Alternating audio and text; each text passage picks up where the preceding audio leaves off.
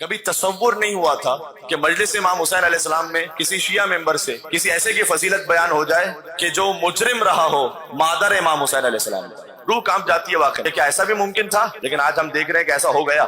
اللہ جانے آگے کیا کچھ ہونا ہے، تو مجھے نہیں معلوم آپ تک کتنی بات کہاں تک پہنچی ہے، لیکن چونکہ یہ بہت زیادہ سرکولیٹ بھی ہو رہی تھی اور بہت سارے مومنین نے اس پر وضاحت بھی چاہی کہ مولانا صاحب کچھ کہیے گا اس کے بارے میں، کیا کچھ کہا جائے کہ بہت بنیاد سے اگر بات کیجیے۔ اگر اتنی بری تھی تو کیوں شادی کی رسول اللہ نے؟ یعنی آپ رسول اللہ کو معذلہ کیا سمجھتے ہو؟ کم عقل سمجھتے ہو؟ یہ سمجھتے ہو کہ آپ اتنی لعنتیں کرو، اتنا رگڑا لگا دو، جیسے معذلہ رسول اللہ کو تو کچھ بھی پتا نہیں تھا۔ یہ تو پڑھ رہے ہیں نا، امام حسین کہہ رہے ہیں، یہ بات پڑھ رہے ہیں، فضائل بیان کر رہے ہیں کہ وہ ہوتا تو کبھی یہ کام نہیں کرتا، وہ یزید کے خلاف قیام کرتا، میرے ساتھ ہوتا۔ یہ بڑی بات ہے یہ۔ اب کریں نا بات آپ آ کر، اگر ہم کریں تاریخ بیان کریں تو آپ کہتے ہو کہ آپ کی نسل جو ہے، آپ کے آباء و اجداد جو ہیں وہ شیعہ نہیں ہیں، آپ شیعہ نہیں ہیں۔ کہ اگر وہ اتنے ہی برے تھے تو مثال کے طور پر رسول اللہ نے پہلی بات ہے کہ شادی کیوں کی تھی؟ ضرب اللہ مثلا للذین کفروا امرأۃ نوح وامرأۃ لوط كانتا تحت عبدین من عبادنا صالحین فخانتاہما فلم یغنیا عنہما من اللہ شیئا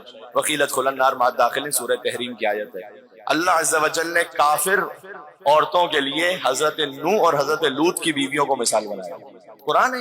امام حسن علیہ السلام نے ازدواج نہیں کیا جادہ بنت اشد سے، تو امام حسن علیہ السلام کا ازدواج کرنا جادہ بنت اشد سے اسے محترم بنا گئے۔ امام محمد تقی علیہ السلام نے ازدواج نہیں کیا ام فضل سے، ام فضل نے زہر دیا امام محمد تقی علیہ السلام کو تو محترم بنا گئے۔ ام فضل سے امام محمد تقی علیہ السلام کا ازدواج کرنا ام فضل کو، اس میں بے شمار مصلحتیں ہیں۔ اور سب سے پہلی بات تو یہ کہ ائمہ علیہ السلام نے ظاہر پر عمل کر کے بات آگے بڑھائی۔ اگر علم غیب ہی سے انہیں سارے معاملات طے کرنے تھے تو پھر امتحان کہاں ہے انسانوں؟ کہ یہ کیا بات ہے؟ کیسے فضائل بیان کیا؟ جس کی جو خوبی ہے وہ خوبی ہے۔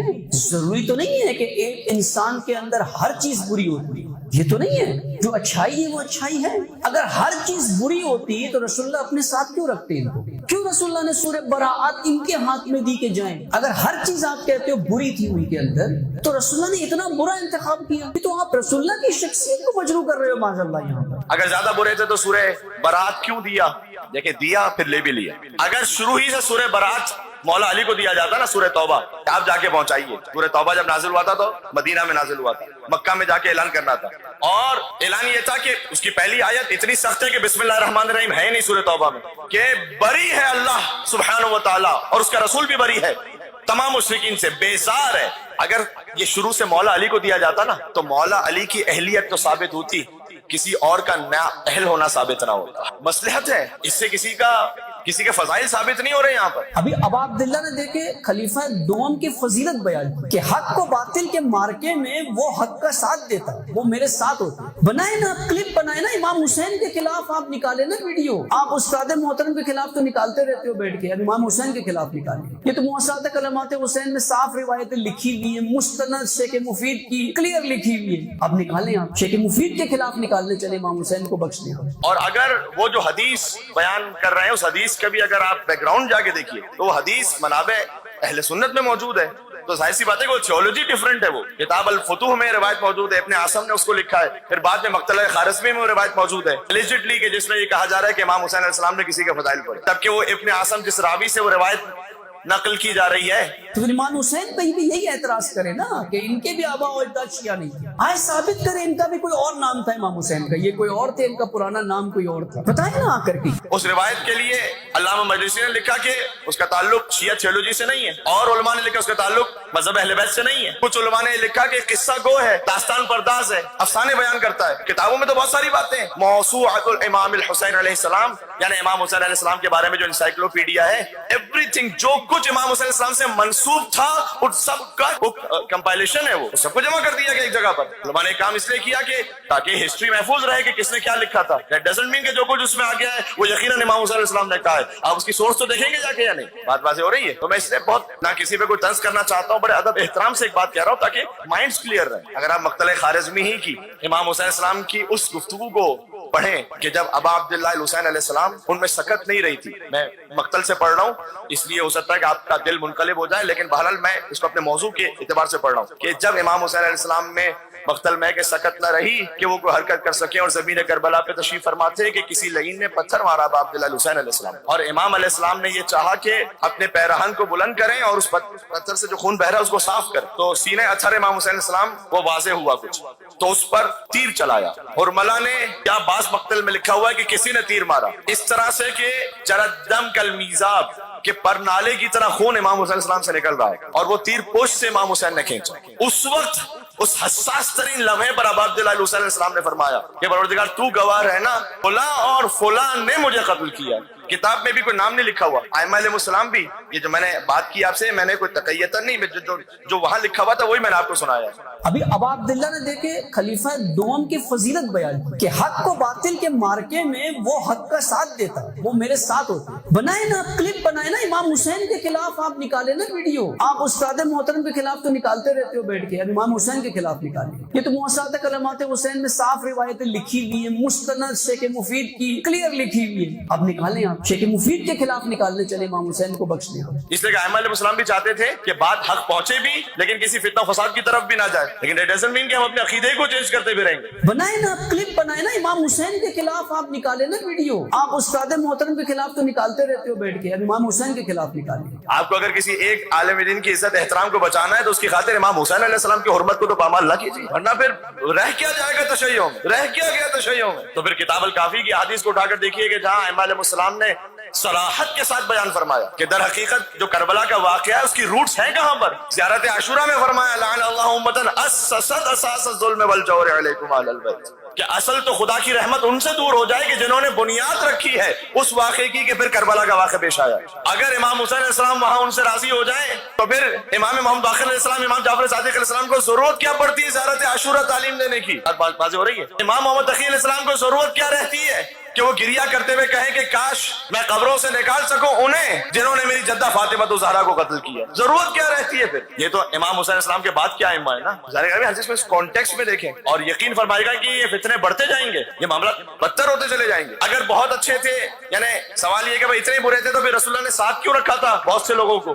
اب میں سب کی بات کر رہا ہوں، جنرل بات کر رہا ہوں۔ اگر ہر چیز بری ہوتی تو رسول اللہ اپنے ساتھ کیوں رکھتے ہیں؟ آپ رسول اللہ کو معاذ اللہ کیا سمجھتے ہو؟ کم عقل سمجھتے ہو؟ یہ سمجھتے ہو کہ آپ اتنی لعنتیں کرو، اتنا رگڑا لگا دو، جیسے معاذ اللہ رسول اللہ کو تو کچھ بھی پتا نہیں تھا۔ تو آپ کے سامنے میں قرآن کی آیت پڑھتا ہوں، وَإِذْ قُلْنَا لِلْمَلَائِكَةِ، اللہ سبحانہ وتعالیٰ نے جب ملائکہ سے کہا کہ اسجدوا لآدم، آدم کو سجدہ کرو، فسجدوا، سب نے سجدہ کیا الا ابلیس، ابلیس نے سجدہ نہیں کیا، کانا من الکافرین، وہ کافروں میں سے تھا۔ ابلیس اگر اتنا برا تھا تو ملائکہ میں رکھا کیوں تھا اللہ سبحانہ وتعالیٰ نے؟ اسے کیوں رکھا ہے اللہ نے؟ بہت اچھا ہے ابلیس، چونکہ افسوس کی بات یہ ہے کہ جب یہ کہا جائے کہ بھئی کچھ اچھائیاں بھی تو ہیں، تو ابلیس میں بھی بہت ساری اچھائی ہیں میرے بھائی۔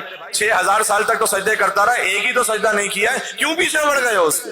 6000 سال تک تو سجدہ کی، وہ کہہ رہا ہے پروردگار میں یہ ایک سجدہ نہیں کروں گا، اور وہ کہہ رہا ہے اللہ سبحانہ وتعالیٰ سے، کتابیں مثلا بہت ساری کتب میں روایت موجود ہے کہ تو ایک سجدہ مجھے معاف کر دے، پھر جتنے تو چاہے گا روئے زمین پر کوئی جگہ ایسے نہیں ہوگی جہاں تیرا سجدہ نہ کیا ہو۔ اللہ عز و جل نے جواب دیا کہ اے ابلیس، عبادت وہ نہیں ہے کہ جو تو چاہے، عبادت وہ ہے کہ جو میں چاہوں، جو میں چاہوں۔ اللہ کو وہ ایک سجدہ چاہیے جو آدم علیہ السلام کے سامنے، باقی نہیں چاہیے۔ اللہ کو وہ ایک ولایت جو امیر المومنین علی بن ابی طالب علیہ السلام کی ہے وہ قبول کرو، وہ چاہیے مجھے۔ بات واضح ہو رہی ہے؟ وہ چاہیے مجھے، باقی آپ کچھ بھی دین بناتے پھر نہیں چاہیے اللہ کو، وہ مجھے ایک ولایت چاہیے۔ یہ جو خلیفت اللہ کو چھوڑ کر اللہ کو مان رہے ہوتے ہیں، ایگزیکٹلی ابلیس نے یہی کام کیا۔ آج مومنین بھی جو سوال کرتے ہیں کہ مولانا صاحب کیا ضرورت ہے کہ ہمارے ممبروں سے اتنی ولایت پڑھی جائے، اگر ولایت نہ پڑھی جائے تو آپ کے پاس جو توحید رہ جائے گی وہ ابلیسی توحید رہ جائے گی۔ اچھا غور کیجئے گا، سوال یہ ہے کہ ابلیس، اس کے بہت سارے کام اچھے تھے اور یہ غلط کام کیا یا نہ؟ اصل معاملہ یہ ہے کہ خباثت تو پہلے سے تھی، خلافت کے اعلان سے ایکسپوز ہو گیا ہے وہ۔ بات سمجھ میں آ رہی ہے؟ ایک مل کے اور اس پر دلیل موجود ہے میرے پاس، قرآن کی دلیل ہے۔ ابھی جو میں نے آیت پڑھی کہ جب ہم نے کہا ملائکہ سے کہ آدم کو سجدہ کرو، انہوں نے سجدہ نہیں کیا، سب نے سجدہ کیا سوائے ابلیس کے، کانا من الکافرین، قرآن کی آیت ہے، وہ تو تھا ہی پرانا کافر، اگر کافر تو اب بنا ہی ہے، ابھی سجدہ نہیں کیا نا، پہلے تو عبادت گزار تھا۔ یہ کانا مینز، کانا ہے پاسٹ ٹینس، کانا ہے پاسٹ ٹینس، اور یہ لفظ کانا، یہ اردو والا کانا نہیں، عربی والا کانا، یہ آتا ہے کسی کی پاسٹ حالت کو بیان کرنے کے لیے۔ لہذا بعض مفسرین یہاں کنفیوز ہوئے اور انہوں نے کہا کہ نہیں، چونکہ سم ٹائمز کانا عربک لینگویج میں بمعنی سارا بھی یوز ہوتا ہے. بات الف را سارا. سارا کا مطلب ہوتا ہے ہی بیکیم, چینج ہوا, وہ کافر بن گیا. انہوں نے کہا یہاں کانا بے معنی سارا, اس لیے کہ پہلے تو عبادت گزار تھا, اب سجدہ نہیں کیا, لہذا یہاں کانا بے معنی سارا ہے. نہ, غلط. کانا بے معنی کانا ہے. آدم علیہ السلام کی خلافت کے اعلان سے ابلیس بے نقاب ہو گیا. غدیر میں علی ابن ابی طالب کی خلافت کے اعلان سے.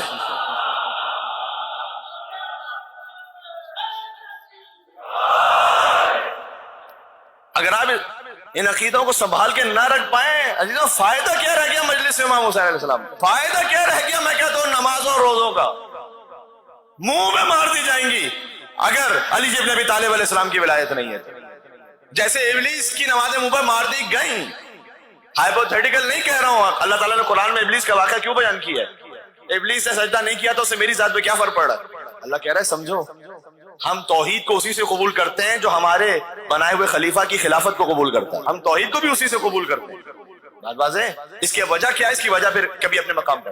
تو اتنا بیان کرنا ضروری تھا. اور یہ جو کام کرنے کی ضرورت ہے نا, یہ میں اپنی ماؤں بہنوں سے کہہ رہا ہوں, جہاں تک آواز جا رہی ہے میں ان سے بہت مخلصانہ طور پر کہہ رہا ہوں, یہ آپ کا شاید زیادہ کام ہے اب کہ آپ اپنے بچوں میں مولا کائنات کی ولایت, محبت, ان کے دشمنوں سے عداوت و برات, وہ باتیں جو ممبر سے نہیں ہو سکتی وہ آپ نے کہنی ہے وہاں. یعنی واقعی آپ کا بچہ بغض رکھے سیدہ کے دشمنوں سے, کوئی اس میں تکلف نہیں ہے. یہاں پر ائمہ علیہ السلام نے ہمیں تبرہ بھی سکھایا, تقیہ بھی سکھایا. تو ہمیں اس بات کے لیے خیال کرنا ہے کہ ہمیں کس بات کو کہاں کہنا ہے. لیکن آپ کے گھر میں آپ کے بچے کے ساتھ یہ آپ نے سکھانا ہے. میں کچھ احادیث ہیں جنہیں احادیث فواتم کہا جاتا ہے. احادیث فواتم یعنی کیا؟ میرے لیے بڑی انسپریشن تھی جب اس بات کو آپ پڑھتے ہیں تو گھر کا جو ماحول ہے وہ کیسا ہونا چاہیے. حدیث فواتم کا مطلب یہ ہے کہ راوی ہوتے ہیں نا حدیثوں کے, تو اگر جو راویات ہیں یعنی چین آف نیریشن, انہوں نے ان سے سنا, انہوں نے ان سے سنا, انہوں نے ان سے سنا, وہ سب کی سب خاتون ہو اور سب کا نام فاطمہ, تو انہیں کہتے ہیں احادیث فواتم, یعنی جس میں ساری فاطمہ ہیں, اور یہ وہ فاطمہ ہیں جو اہل بیت کے گھر کی فاطمہ ہیں. تو 3 احادیث ہمارے پاس کم از کم ایسی موجود ہیں جو ہم کہتے ہیں احادیث فواتم. اچھا یعنی کیا؟ یعنی بچوں کو میں سمجھاؤں. ایک تو امام رضا علیہ السلام کی خواہر ہیں بہن بی بی معصومہ قم جن کا نام ہے فاطمہ. امام رضا علیہ السلام کی اپنی بیٹی بھی ہیں جن کا نام ہے فاطمہ. تو حدیث اس طرح سے ان فاطمہ ان فاطمہ ان فاطمہ ان فاطمہ ان فاطمہ ان فاطمہ ان زینب ان فاطمہ ان رسول اللہ صلی اللہ علیہ وآلہ وسلم. یعنی وہ فاطمہ جو دختر ہے امام رضا علیہ السلام کی, انہوں نے سنا ان فاطمہ سے جو دختر ہے امام موسیٰ کاظم علیہ السلام کی, یہی بی بی معصومہ قم. انہوں نے سنا ان فاطمہ سے جو دختر ہے امام جعفر صادق علیہ السلام کی, انہوں نے سنا ان فاطمہ سے جو بیٹی ہے امام باقر علیہ السلام کی, انہوں نے سنا ان فاطمہ سے جو بیٹی ہے امام زین العابدین علیہ السلام کی, انہوں نے سنا ان فاطمہ سے جو بیٹی ہے امام حسین علیہ السلام کی, امام حسین علیہ السلام کی بیٹی نے سنا ان بی بی زینب یا کہیں ام بی بی کلثوم سلام اللہ علیہ کا لفظ ہے کہ جو بیٹی ہے بی بی فاطمہ سلام اللہ علیہ کی, انہوں نے سنا اپنی ماں بی بی فاطمہ سلام اللہ علیہ سے کہ بی بی فاطمہ یہ بیان کرتی ہے کہ میں نے سنا اپنے بابا رسول اللہ صلی اللہ علیہ وآلہ وسلم سے. یا اللہ, عجب سلسلہ سند ہے, عجب سلسلہ سند ہے. اللہم صلی علی, سن لیجئے گا, یہ جو چین آف نیریشن ہے, اس چین آف نیریشن سے 3 حدیث ہیں, تینوں حدیثیں علی ابن ابی طالب کی فضیلت. اس کا مطلب کیا ہے؟ ابھی میں حدیث سناتا ہوں آپ کو. اس کا مطلب کیا ہے؟ اس سے یہ سمجھ میں آتا ہے کہ اہل بیت اطہار علیہ السلام کے خانوادے میں, مستورات میں, لیڈیز میں آپس میں باتیں کس موضوع پر ہوتی ہے یا نہیں؟ اس سے یہ سمجھ میں آ رہا ہے نا. یعنی آپ بات کر سکتی ہیں اس موضوع پر بھی. آج کی لینگویج میں اگر کہوں تو کون سا نیا شاپنگ سینٹر کھلا ہے, تو کہاں پر سیل لگی ہے, تو کون سا نیا فیشن آ رہا ہے, ونڈو شاپنگ میں کیا ہے, فلاں آن لائن کیا بک رہا ہے, کیا بیچنا چاہیے, کیا وہ بھی ہو سکتا ہے. سب کچھ وہ بھی کیجیے اپنے شوق سے, میں اسے منع نہیں کر رہا ہوں, لیکن جو اصل کام کی بات ہے وہ تو کیجیے پہلے. دین کی بات تو, امیر المومنین کی ولایت کی بات تو پہنچائیے پہلے بچوں تک. تو بی بی فاطمہ نے سنا بی بی فاطمہ سے, انہوں نے فاطمہ سے, انہوں نے فاطمہ, انہوں نے فاطمہ, انہوں نے فاطمہ سلام اللہ علیہم اجمعین سلام اللہ علیہن, انہوں نے سنا بی بی زینب سلام اللہ علیہ سے, انہوں نے بی بی فاطمہ سلام اللہ علیہ سے, انہوں نے سنا اپنے بابا رسول اللہ سے صلی اللہ علیہ وآلہ وسلم کے حضور نے یہ فرمایا کہ جب میں معراج پر گیا تو میں نے ایک سفید محل دیکھا عظیم الشان, اس پر ایک نور کی تختی لگی ہوئی تھی, جس پر لکھا ہوا تھا کہ لا الہ الا اللہ محمد رسول اللہ علی ولی اللہ، جنت کے محل پر۔ اس حدیث کی جو ساری راویات ہیں وہ فاطمہ ہیں۔ ایک حدیث اس سلسلے میں یہ ہے کہ ان تمام فاطماؤں نے بیان کیا رسول اللہ صلی اللہ علیہ وآلہ وسلم سے کہ حضور نے فرمایا کہ من کنت مولا فہذا علی المولا۔ حدیث غدیر کی راویاں یہ ہیں اپنے زمانے میں، بات واضح ہو رہی ہے۔ اور انت منی بمنزلۃ ہارون من موسیٰ الا انہ لا نبی بعدی۔ ایک میں اور آپ کو سنانا چاہتا ہوں، اور وہ یہ ہے کہ یہ تو ابھی میں نے آپ کو حدیث کی سند بیان کی ہے امام رضا علیہ السلام کی بیٹی سے۔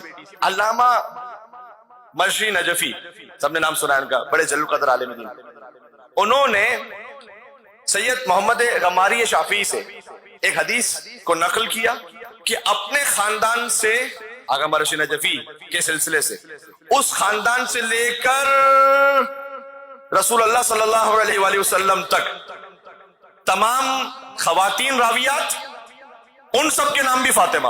اسی بات سمجھ میں آتی ہے کہ فاطمہ سلام اللہ علیہا یہ نام کتنا محبوب اہل بیت علیہ السلام کے خاندان۔